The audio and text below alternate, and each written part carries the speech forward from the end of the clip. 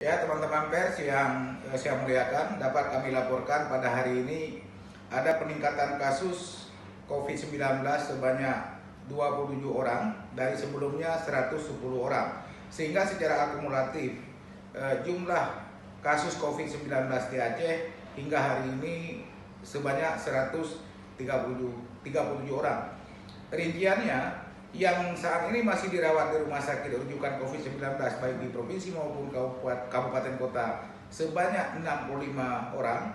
yang sudah sembuh 65 orang, dan yang meninggal dunia sebanyak 7 orang, termasuk yang meninggal dunia hari ini sebanyak 2 orang dari Aceh Besar. Dapat kami sampaikan, dari 27 kasus baru tersebut sebanyak 11 orang merupakan tenaga medis, 6 orang merupakan kontak erat pasien positif infeksi virus corona sebelumnya, 5 orang kontak erat kasus 107 yang meninggal kemarin dari Aceh Besar, dan 2 orang kontak erat tenaga medis, 1 orang lainnya dosen, sedangkan 2 orang yang tadi kami sampaikan meninggal dunia. Teman-teman pers, berdasarkan data tersebut,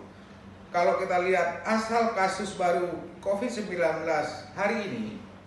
dapat kami sampaikan